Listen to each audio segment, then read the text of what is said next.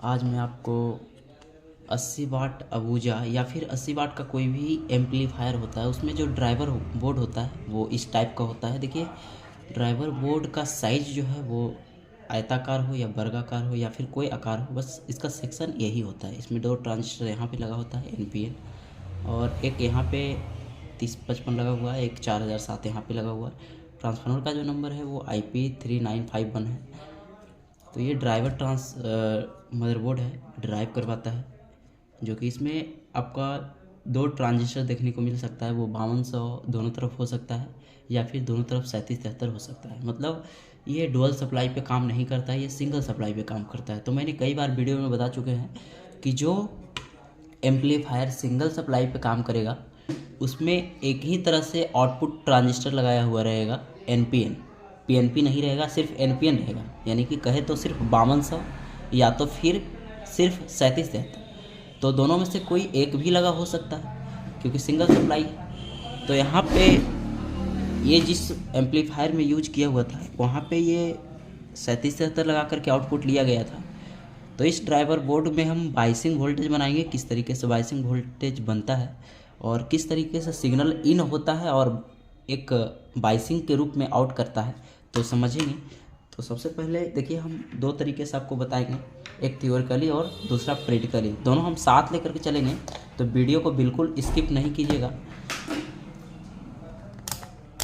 अभी क्या है कि यहाँ पे आपको प्रीसेट दिख रहा है और ये देखिए यहाँ पे सिग्नल दिख जाएगा, सिग्नल इन का है।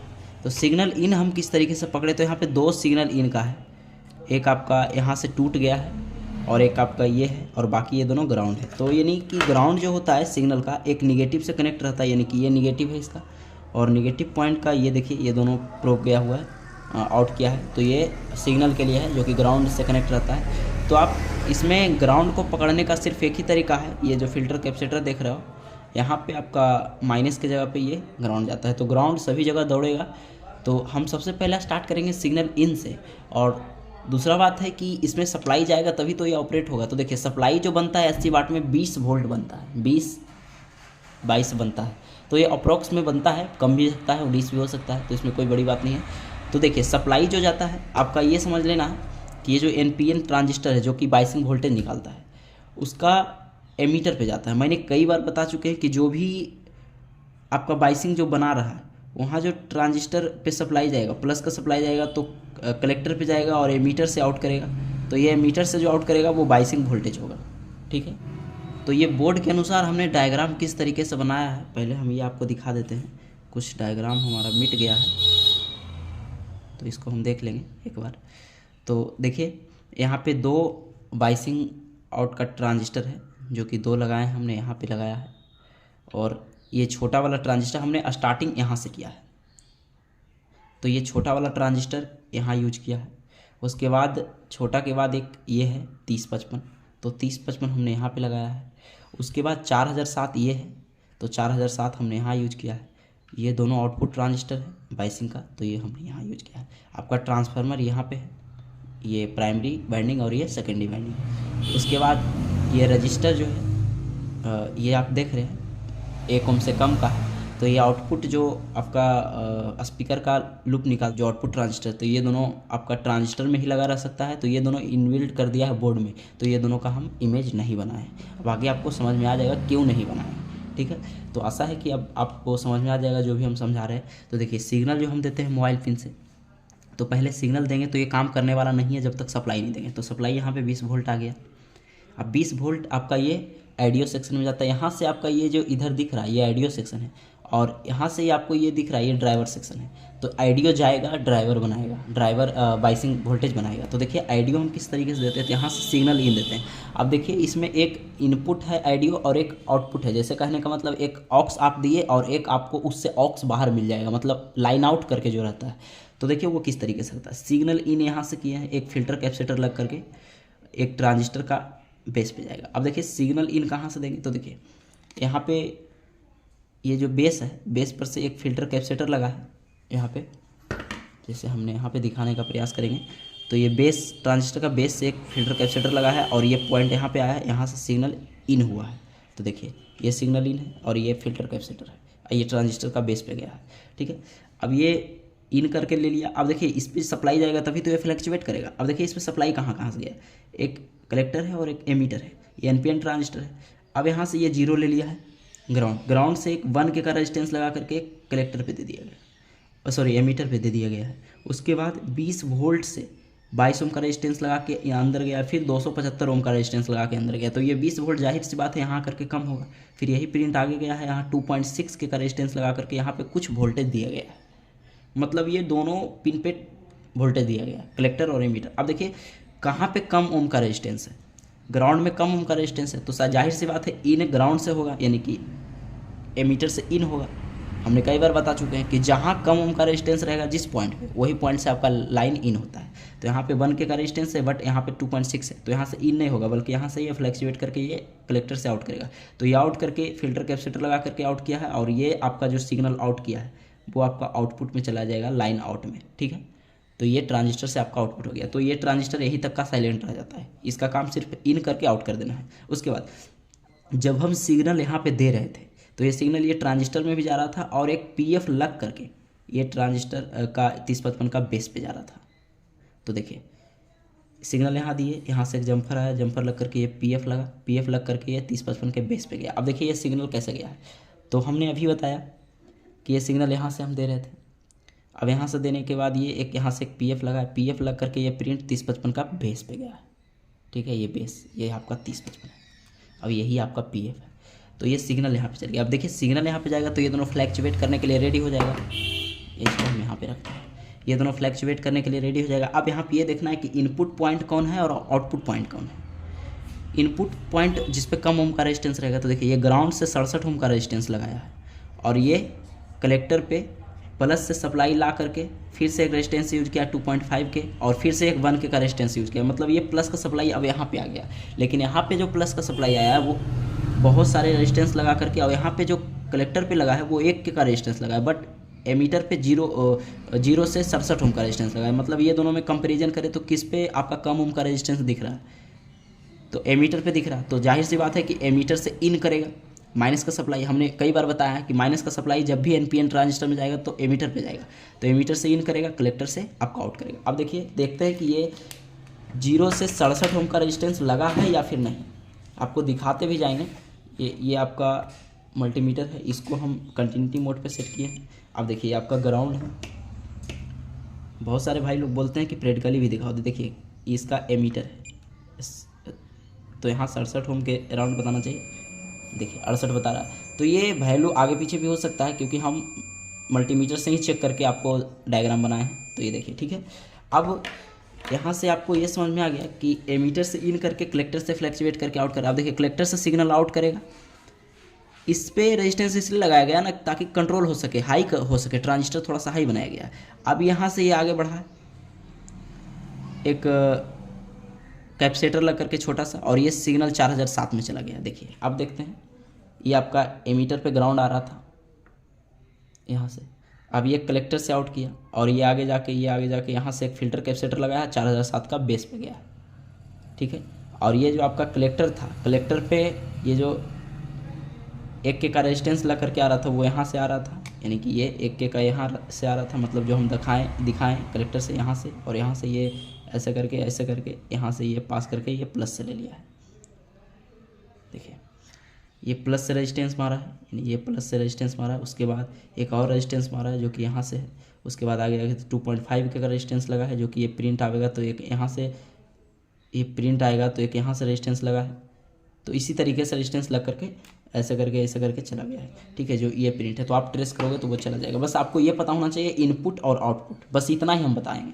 इनपुट आपका 0 से 67 ओम का ग्राउंड ले लिया, और आउटपुट हमारा कलेक्टर से मिल गया। अब ये कंडेंसर लग करके 4007 का बेस पे गया। अब देखिए 4007 का फिल्टर कैपेसिटर यहाँ पे है का, ये वाला। अब ये 4007 का जो यहाँ पे है बेस पे गया, बेस पे आ गया। अब देखिए बेस पे आ गया तो ये भी फ्लैक्चुएट करने के लिए रेडी हो गया है। अब देखते हैं इस पे इनपुट और आउटपुट कहाँ, तो ये भी 0 से 22 ओम का रेजिस्टेंस लग करके इनपुट किया है। देखते हैं इसका एमीटर से, फिर से मैं आपको दिखाने का प्रयास करूँगा। तो ये कंटिन्यूटी पोर्ट पे रखते हैं, तो इसका एमीटर है, एमीटर से ग्राउंड में देखें तो कितना ओम का रेजिस्टेंस है, 20 या 22 ओम का। तो ये हम समझ गए कि 0 से 22 ओम का रेजिस्टेंस लगा करके इनपुट किया है, और ये प्लस का सप्लाई थोड़ा सा ला करके इसको और हाई किया गया है। प्लस का सप्लाई यहाँ से जंपर लगा करके 320 ओम का रेजिस्टेंस लगा करके कलेक्टर पे दिया गया। मतलब यहाँ पे आप कलेक्टर पे चेक करोगे तो यहाँ पे वोल्टेज बताएगा, लेकिन 320 ओम का रेजिस्टेंस लगा है, बट यहाँ पे 22 ओम का लगा है, तो ये इनपुट यहाँ से लेगा। और कलेक्टर पे भी प्लस का सप्लाई बताएगा, लेकिन इनपुट यहाँ से ले रहा है, फिर कलेक्टर से ही आउटपुट करेगा। ये दोनों में फ्लैक्चुएशन किस तरीके से करता है वो ट्रांजिस्टर पे डिपेंड है। अब ये फ्लैक्चुएशन कर करके ये ट्रांसफार्मर का प्राइमरी वाइंडिंग का पहला लूप पे देगा। देखिए ये एमीटर से इन लिया, कलेक्टर से आउट करके प्राइमरी वाइंडिंग पे दे दिया है। यहाँ से आप देखोगे तो कलेक्टर से आउटपुट करके प्राइमरी वाइंडिंग पे दे दिया। अब देखिए प्राइमरी वाइंडिंग पे जैसे ही फ्लैक्चुएट होगा, अब इसका दूसरा लूप जो है एक रेजिस्टेंस लगा करके ये 0 से कनेक्ट किया गया है। दूसरा लूप एक रेजिस्टेंस लगा करके 68 ओम का एक रेजिस्टेंस लगा करके और एक कंडेंसर लगा करके 0 से कनेक्ट किया गया। देखिए दूसरा लूप आपका ये हो गया। अब ये रेजिस्टेंस है 68 ओम का ये, तो अब इसको हम ये दिखाते हैं कि 68 ओम दिखाता है या फिर नहीं दिखाता है।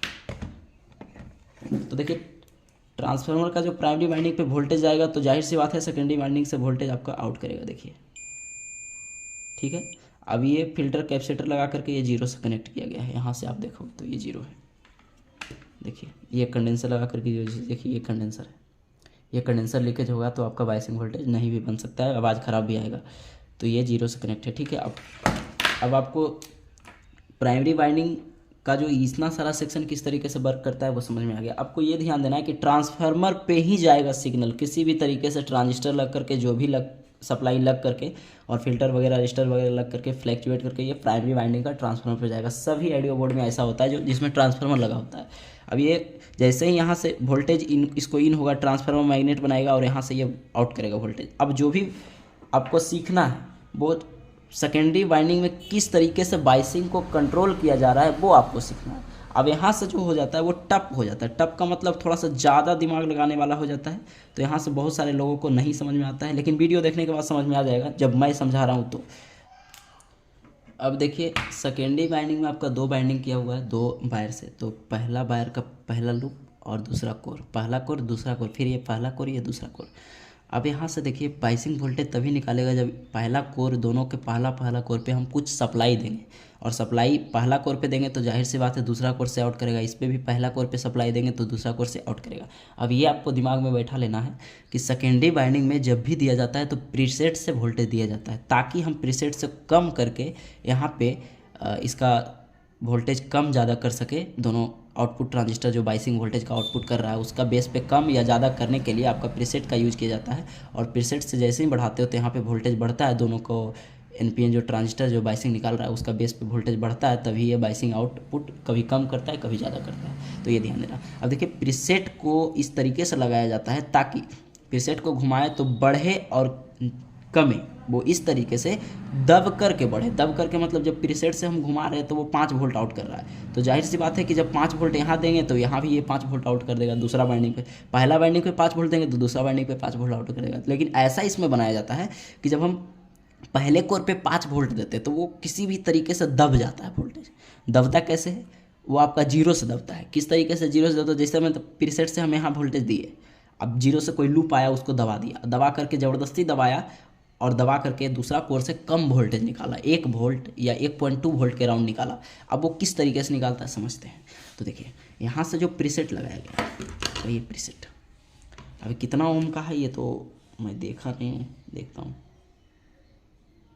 चलिए हटाइए, कितना भी ओम का रहे वो आपको पता चल जाएगा बाद में। तो प्रीसेट का जो पहला पॉइंट और दूसरा पॉइंट दोनों एक करके और तीसरा पॉइंट से आउटपुट लिया गया। अब यहाँ पे 12 वोल्ट दिया जाएगा प्रीसेट पे। अभी जाहिर सी बात है कि इसको हम जैसे जैसे प्रीसेट को घुमाएंगे यहाँ पे आउटपुट बढ़ेगा।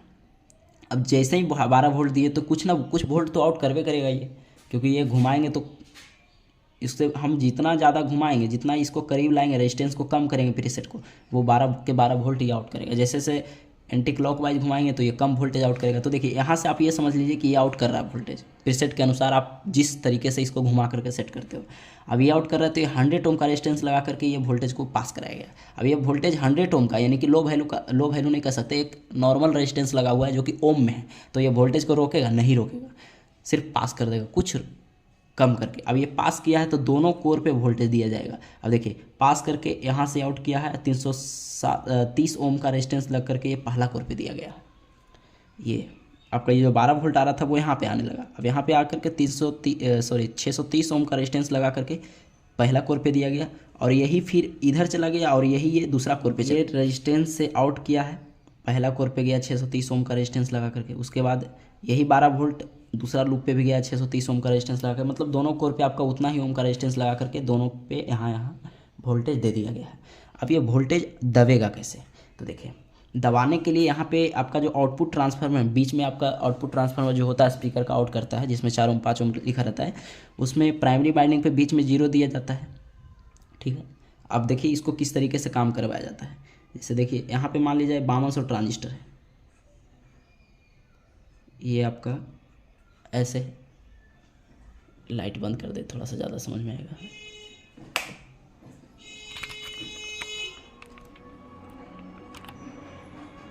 अब ये इसका बेस है, ये 5200 ट्रांजिस्टर का, और एक और 5200 ट्रांजिस्टर है, क्योंकि दोनों साइड लगा होता है राइट और लेफ्ट में।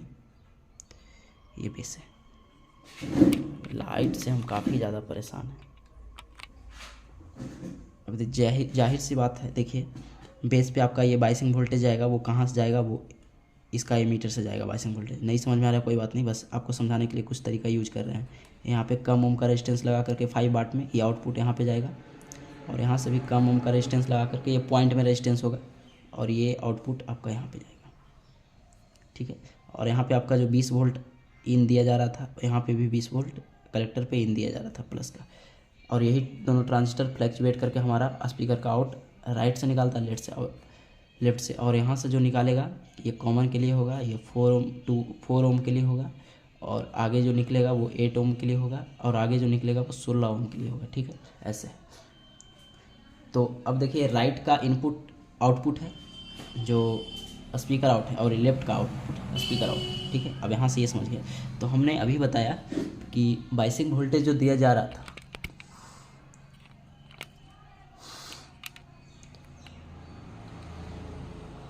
तो प्रीसेट से जो वोल्टेज आ रहा था वो यहाँ आ रहा था, यहाँ के आने के बाद 630 ओम का रेजिस्टेंस लग करके यहाँ पे आउट किया।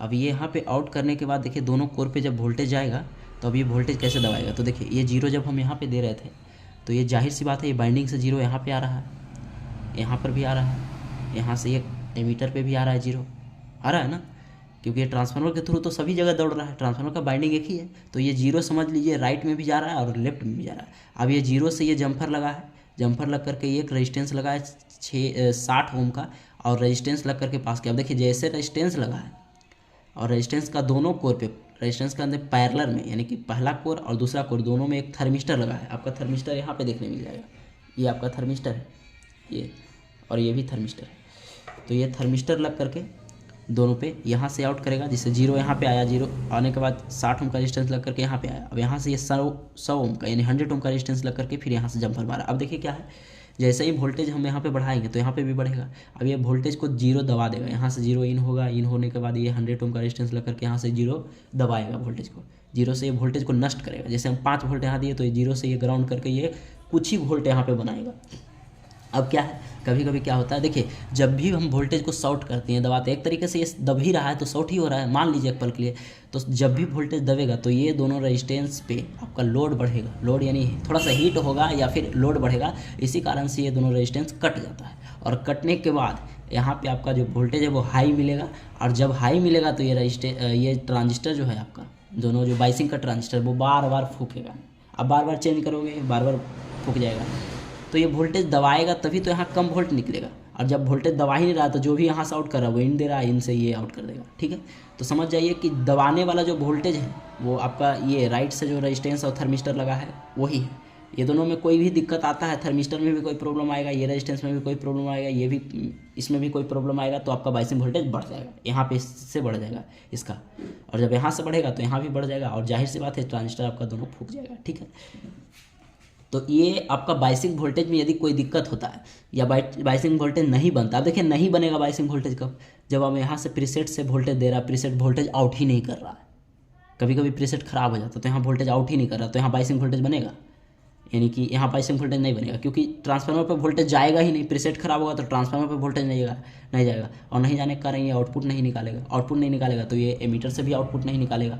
तो यहाँ ही समझना है आपको, ठीक है। आप देखिए बाइसिंग नहीं बन रहा है तो आपका प्रीसेट चेक कर लेना है। ये प्रीसेट से जो आउटपुट में रेजिस्टेंस लगा है ये 1 2 ये चेक कर लेना है। फिर इधर भी दूसरा साइड में भी ये रेजिस्टेंस लगा है 630, यहाँ पे कहीं पे भी लग सकता है, और वो भी चेक कर लेना, ठीक है। अब बाइसिंग वोल्टेज बन रहा है लेकिन ज़्यादा बन रहा है तो आपका इसमें दिक्कत है, यहाँ से जो सेक्शन गया है तो ये निचला बाइंडिंग में ये दबाने के लिए गया। अब देखिए ऊपरों में ऐसे ही जाएगा। ऊपर में क्या है कि देखिए यहाँ से एक रेजिस्टेंस लगा वही 60 ओम का, जैसे ये 100 था, जैसे यहाँ 100 था यहाँ पे, तो ये 100 है।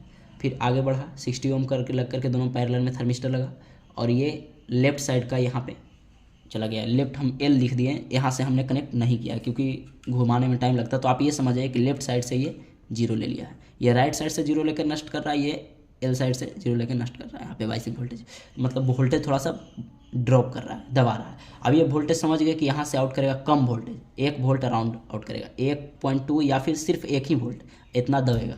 अब देखिए 1 वोल्ट यहाँ से आउट करेगा तो देखिए ये बेस और कलेक्टर के बीच एक PF लगा रहेगा। देखिए ये PF फटेगा तो सनसनाहट का आवाज़ आएगा, PF खराब होगा तो देखिए इसका जो कलेक्टर है बाइसिंग का ट्रांजिस्टर का कलेक्टर पे आपका 20 वोल्ट दिया जाएगा। जैसे आउटपुट ट्रांजिस्टर पे 20 वोल्ट दिया जा रहा था कलेक्टर पे, उसी तरीके से दोनों पे कलेक्टर पे आपका 20-20 वोल्ट दिया जाएगा। दोनों जम्फर एक ही रहेगा, ठीक है। अब देखिए दोनों जम्फर एक ही कैसे हैं, जैसे ये देखिए दोनों बाइसिंग ट्रांजिस्टर, तो इसका कलेक्टर और इसका कलेक्टर दोनों का प्रिंट यदि आप देखोगे तो दोनों एक करके ये प्रिंट आपका यहाँ पे आ गया, यहाँ पे आ गया, ठीक है। तो ये आपका इनपुट हुआ वोल्टेज का, प्लस वोल्टेज का। अब देखिए थर्मिस्टर में किस तरीके से ये प्रीसेट में कैसे आया है। प्रीसेट में आपका यहाँ से ये 12 वोल्ट लिया है, यहाँ से ये रेड वायर के थ्रू। अब देखिए 12 वोल्ट लेने के बाद ये प्रीसेट में दोनों पॉइंट जम्फर मारा, ये आउट किया। आउट करने के बाद यहाँ से 100 ओम का रेजिस्टेंस लगा है, लगने के बाद यहाँ 630 ओम का रेजिस्टेंस लग करके, ये देखिए ये 630 ओम का रेजिस्टेंस लग करके ये प्राइमरी लूप पे गया, यानी पहला कोर पे गया। जैसे देखिए हम चेक करके दिखाते हैं आपको।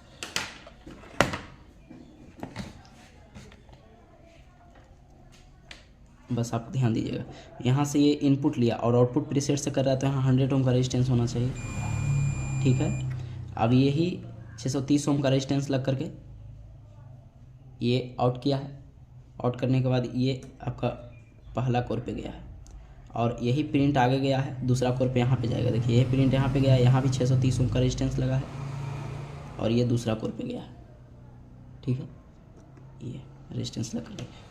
तो अब ये दोनों से आपका जो आउटपुट करेगा वो, यानी कि ये दोनों कोर से जो आउटपुट करेगा, ये दोनों कोर से, देखिए ये दोनों कोर से आउटपुट कर रहा है, जो सीधा बाइसिंग ट्रांजिस्टर होता है उसका बेस पे जाएगा। देखिए बेस पे गया है, ये बाइसिंग ट्रांजिस्टर NPN होता है, दोनों कोर से ये इधर भी बेस पे गया है और इधर भी बेस पे गया है, यानी दोनों बाइंडिंग का कोर जो लास्ट कोर बच रहा है जो बेस पे गया है, और बेस और कलेक्टर के बीच एक PF लगा रहेगा। ये देखिए आपका ये PF है, यहाँ पे एक PF, ये दोनों PF आप देख रहे हो, यही दोनों है।